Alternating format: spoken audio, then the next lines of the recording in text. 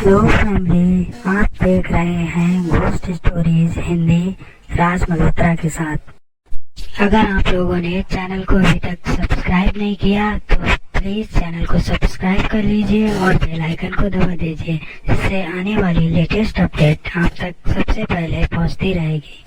तो चलिए बढ़ते हैं आज की कहानी की तरफ।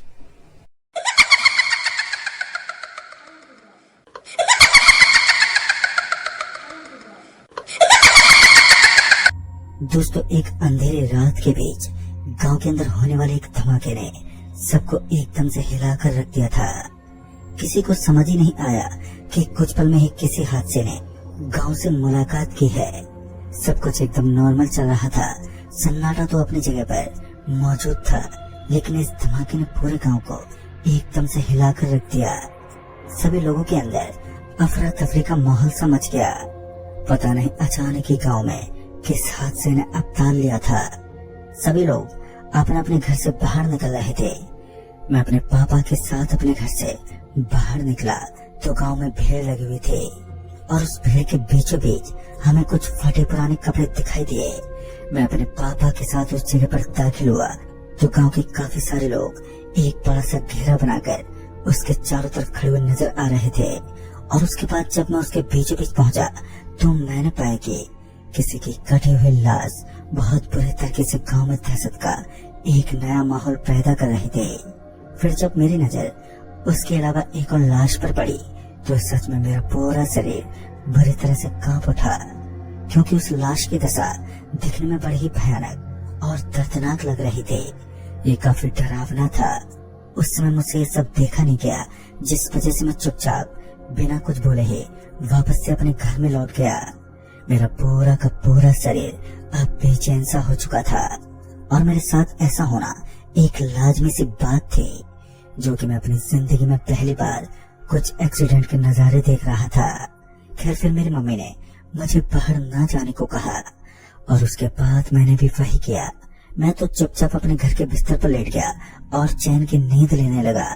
बाहर के लोगों का कहना था कि एक सिलेंडर फटने की वजह से एक माँ बेटी की मौत हो गई है, लेकिन उसकी एक बेटी अभी भी इस दुनिया में मौजूद थी। लेकिन अब उस मासूम लड़की का क्या होने वाला था, ये सब चीजें परिस्थितियों के ऊपर निर्भर करने वाली थी। एक घर को इस तरह उजड़ता देख सभी लोगों की आंखों में दुख साफ साफ झलक रहा था। आज गांव पूरी तरीके से हताश पड़ चुका था। गांव का ये जोरदार सन्नाटा आज गांव में हुई मौत के बारे में बता रहा था। दोस्तों, कहते हैं कि कच्ची अवस्था में जो मौत जन्म लेती है वो बुराई को अंजाम देती है। कि जब गांव में धीरे धीरे सब कुछ नॉर्मल होने लगता है तो गांव अपनी उन यादों को भूल जाता है जो सिर्फ कुछ ही दिनों पहले उसके साथ हुई थी। क्योंकि धीरे धीरे सब कुछ नॉर्मल होने लगता है, लेकिन जो इंसान इस दौर से गुजर रहा होता है वही जान सकता है कि उसने अब तक किन किन मुसीबतों से सामना किया है। गांव में गैस का सिलेंडर फटना एक अजीब हादसा था, क्योंकि अरुण और उसकी माँ तो एक कमरे में चुपचाप सो रहे थे और एक सिलेंडर का अचानक ही दूसरे कमरे में पहुंच जाना सच में एक ताज्जुब की बात थी। बगल में रहने वाले लोगों का मानना था कि जिस जगह पर ये सिलेंडर रखा हुआ था उसके बिल्कुल दाएं तरफ अरुण और उसकी मम्मी का कमरा था। अचानक उस सिलेंडर का उस कमरे में पहुंचना सच में एक अजीब बात थी। लेकिन अब जो भी हुआ हो, गांव में बड़े हादसे ने जन्म ले ही लिया था। फिर अभी धीरे धीरे सब कुछ सामान्य चल रहा था कि एक दिन अरुण की बहन की अचानक ही मौत हो गई। उसकी मौत के पीछे का कारण भी एकदम अनजानी हाथ था। दरअसल जब सुबह का वक्त हुआ तब लोगों की नजर उसकी बहन पर पड़ी तो उसके चेहरे पर काले काले धब्बे बने हुए थे। ऐसा लग रहा था मानो उसकी मौत भी सिलेंडर फटने की वजह से हुई हो। और उनका पूरा परिवार लगभग खत्म हो चुका था। बाल्यावस्था में उसके पापा इस दुनिया को छोड़ चुके थे और अब तो उसका पूरा परिवार तहस नहस हो गया। एक बार फिर 12 दिनों के लिए पूरा का पूरा गांव सन्नाटे में डूबा रहा। भले ही आप कितने भी पराये लोग क्यों ना हो, मगर वो डर या वो दुख आपके जहन में बैठ ही जाता है। और ऐसा होना एक लाजमी सी बात है कि आपके अगल बगल में कहीं कोई एक्सीडेंट हुआ हो तो आपके दिल को ठेस पहुंचती ही है। खैर, एक पूरे परिवार का अस्तित्व हमारे गांव से लगभग खत्म हो चुका था, गांव के अंदर उन तीनों मौतों के बाद एक अजीब सा सन्नाटा अब पसरा हुआ रहने लगा। मगर एक रात ने उसी सन्नाटे को एक साई के रूप में तब्दील कर दिया। हुआ कुछ ऐसा था कि उस दिन जब मैं अपने अंकल के साथ भगवान की पूजा करवाने के बाद मंदिर से घर लौट रहा था, तो मेरे अंकल जी अचानक ही तेज तेज कदमों के साथ आगे बढ़ने लगे। मैंने अपने अंकल को यूं तेज तेज चलने के पीछे का कारण पूछा तो उन्होंने कहा, ये वक्त तुम्हें बताने के लिए नहीं है कि तुम्हें क्या करना है, बस जितना जल्दी हो सके तुम यहाँ से निकल जाओ। फिर तत्काल मैंने ऐसा ही किया, अपने अंकल के साथ साथ तेज गति से आगे बढ़ने लगा। फिर हमें अचानक ही फूलों की महक आने लगी और ये सुगंध इतनी अच्छी थी कि मेरा मन लुभने लगा। फिर मेरे अंकल मेरी गर्दन पर झपट्टा मारते बोले, तुम माया के आक्रोश में धंसते जा रहे हो, तुम्हारे लिए बेहतर होगा कि तुम चुपचाप मेरे पीछे पीछे बिना कुछ सोचे चलो। चाचा का गुस्सा आज मैं पहली बार देख रहा था।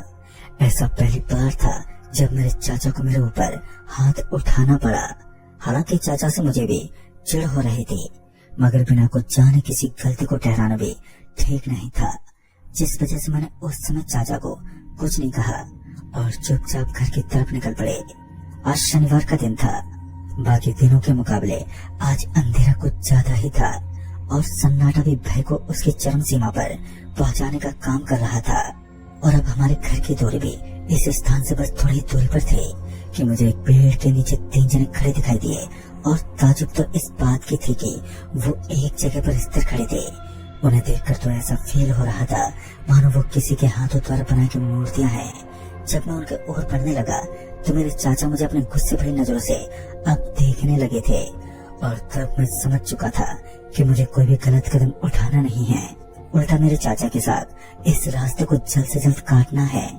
मैं बार बार उसी पेड़ की तरफ देखता रहा जहाँ पर मुझे वो 3 अजीब से दिखने वाले शख्स दिखाई पड़ रहे थे। मैं सही सलामत घर तो पहुँच गया, मगर थोड़ी ही देर में मेरा पूरा बदन जोरों से दर्द करने लगा। ऐसा महसूस हो रहा था कि कोई मेरे शरीर को जोरों की मार से आघात पहुंचाने की कोशिश कर रहा हो।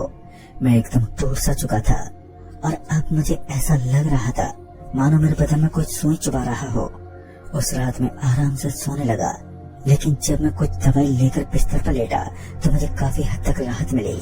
रात के 11:30 बजने को चले थे और मुझे किसी खिड़की के खटखट की आवाज सुनाई देने लगी। आवाज वो भी इतने रात को। यही सब सोचते हुए मैं अपने घर से बाहर निकल गया। घर के बाहर तो मुझे कोई भी दिखाई नहीं दिया, लेकिन जब मैंने अपनी नजरों को चारों तरफ घुमाया तो मैंने देखा कि मुझे गांव की मेन लाइट के पास कोई टहलता हुआ दिखाई दिया। उस समय मेरे अंदर इतनी हिम्मत नहीं थी कि मैं उस शख्स के करीब पहुंच सकूं, पर फिर भी मैं कोशिश कर रहा था कि मैं उसके बदन के साथ उसका चेहरा ठीक से देख सकूं। हालांकि वो मुझसे करीब 50 मीटर की दूरी पर खड़ा था। जब मुझे लगा कि इस घनघोर रात में घर से बाहर निकलना उचित नहीं है, तो फिर मैं अपने कदम पटकते हुए वापस घर की तरफ रवाना हुआ। लेकिन तभी मुझे अपने पीछे की ओर से एक आवाज आई और उस आवाज को सुनकर मुझे तो ऐसा ही लग रहा था कि मानो मेरे पापा इस वक्त मेरे पीछे खड़े होकर मुझे आवाज दे रहे हैं। और जब मैं अपने पीछे मुड़ा तो मैंने देखा कि सच में मेरे पापा उस लाइट के पास खड़े होकर मुझे अपनी तरफ आने का इशारा कर रहे थे। फिर मैं बिना कुछ सोचे समझे अपने पापा की तरफ चल दिया और जब मैं अपने पापा के पास पहुंचा तो उन्होंने मुझे उस पेड़ के पीछे देखने को कहा जिसके नीचे इस वक्त वो मौजूद थे। और बाद में जब मैं उस पेड़ के पीछे पहुंचा तो मेरी आंखें फटी की फटी रह गईं। मेरी आंखों में डर के साथ साथ अपनी मौत का एक छोटा सा दृश्य नजर आने लगा। गांव के काफी सारे जाने पहचाने लोग उस पेड़ के नीचे काली मिट्टी से भरे हुए थे और उन सभी की मौत हो चुकी थी। ये दृश्य मेरे लिए कतई आसान नहीं था। ये एक ऐसा मंजर था जिसे अपनी जिंदगी में फील करना भी मेरे लिए एक बेहद भयानक सपना था। और अब तो मैं अपनी आंखों के सामने एक ऐसा दृश्य देख रहा था जो हकीकत के साथ साथ खौफनाक दास्तां का दूसरा रूप था। फिर मैं अपने कदम पीछे हटाने लगा, लेकिन कोई फायदा नहीं था क्योंकि वो काले काले दिखने वाले गांव के सारे लोग जिंदा लाश के रूप में तब्दील हो चुके थे। वो अचानक ही अपनी जगह से उठने लगे और उनके बढ़ते हुए कदम कहीं न कहीं मुझे अपनी मौत का एक द्वार दिखा रहे थे। शायद अब मैं मरने वाला था क्योंकि मेरी जिंदगी जीने की सारी उम्मीदें लगभग खत्म हो चुकी थी। और मैं जोर जोर से चिल्लाने लगा। लेकिन फिर मुझे एक औरत नजर आई जिसका धड़ तो था मगर सर नहीं था, और उस औरत को अपने सामने खड़ा देखकर मुझे एक आवाज आने लगी कि तुम सभी की यही दशा होगी, तुम लोग बहुत बुरे हो, तुम मुसीबत के समय किसी की मदद नहीं कर सकते। और ये आवाज मुझे जानी पहचानी लग रही थी। मेरे कानों में गूंजने वाली ये आवाज इतनी भयानक थी कि मैं पूरा पसीने से तरबतर होता हुआ अपने बेड से नीचे गिर पड़ा। फिर मुझे महसूस हुआ कि ये कोई असलियत नहीं है, बल्कि मेरा एक बहुत ही भयानक सपना था जो अब टूट चुका है। लेकिन इस सपने के पीछे एक हकीकत भी हो सकती थी। अब मैं नहीं जानता था कि उस असलियत का राज क्या है, लेकिन मैं तत्काल ही अपनी मम्मी के कमरे में पहुंच गया और फिर मम्मी के बगल में पड़े बेड के ऊपर लेट गया। अब मुझे नींद तो नहीं आ रही थी, लेकिन जब मैंने घड़ी की तरफ समय देखा तो रात के तकरीबन 3:30 बज रहे थे। और फिर उसी वक्त गांव में शोर शराबा मचने लगा।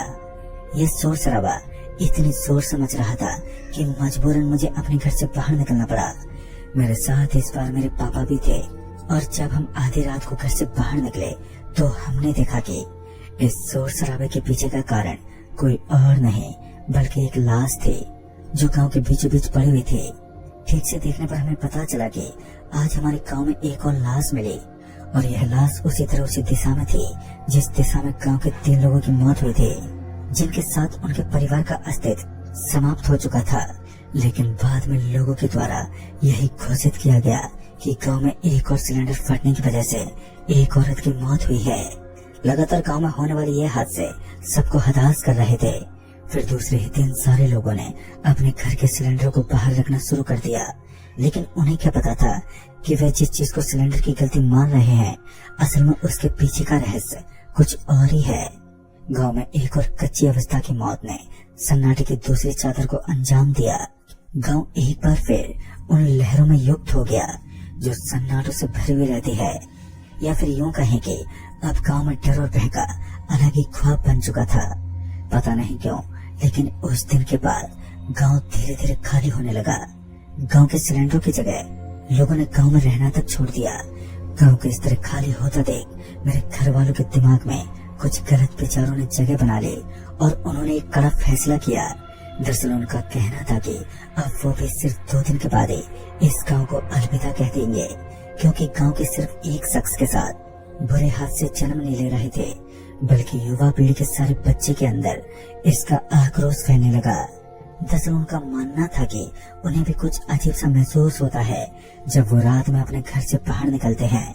फिर जब आखिरी दिन जब हम लोग उस गांव में आखिरी रात बिता रहे थे, तब हमें पता चला कि जिन सिलेंडरों की वजह से एक पूरा का पूरा परिवार खत्म हुआ था, उसी परिवार की तीनों आत्माएं इस गांव पर अपना कहर बरपा रही हैं, क्योंकि उन्हें सही समय पर अस्पताल की सुविधा नहीं मिल पाई, जिस वजह से उनका गुस्सा गांव वालों पर फूट रहा है। फिर मुझे भी याद आया कि जिस दिन मैं अपने घर से अपने बुरे सपने में बाहर निकला था, उस दिन मैंने उन्हीं तीनों की आत्मा को देखा था जो काफी भयानक नजर आ रही थी। लेकिन फिर क्या था, इतनी भयानक सच्चाई मालूम होने के बाद मेरे घर वालों के साथ मैंने भी उस गांव को अलविदा कह दिया। उस गांव के ऊपर अब एक श्राप लग चुका था। यहाँ कुछ लोगों की मान्यता ये भी है कि अब यह गांव पूरी तरीके से भूतों का बसेरा बन चुका था, क्योंकि जब एक भूत की मौजूदगी होती है तो दूसरी आत्माएं भी अपना बसेरा स्थापित कर देती हैं। और कुछ लोगों के अनुसार अब वह गांव पूरी तरीके से वीरान बन चुका है। कहते हैं जो इंसान आज भी उस गांव से गुजरने की हिम्मत करता है तो उसे एक दृश्य देखने को मिलता है। कहते हैं कि वो आत्माएं आज भी लोगों से अपना बदला लेने की पूरी कोशिश करती हैं, जिन्होंने उनकी मदद नहीं की और उनकी तरफ का मौत हो गई। दोस्तों, इसलिए कहते हैं कि हमें उस इंसान की मदद जरूर करनी चाहिए जो बेसहारा हो। खैर, आज इस घटना को तकरीबन 10 साल बीत चुके हैं, लेकिन मैं आज भी हमारी जन्मभूमि में अपने कदम पटकने की हिम्मत नहीं कर पाया।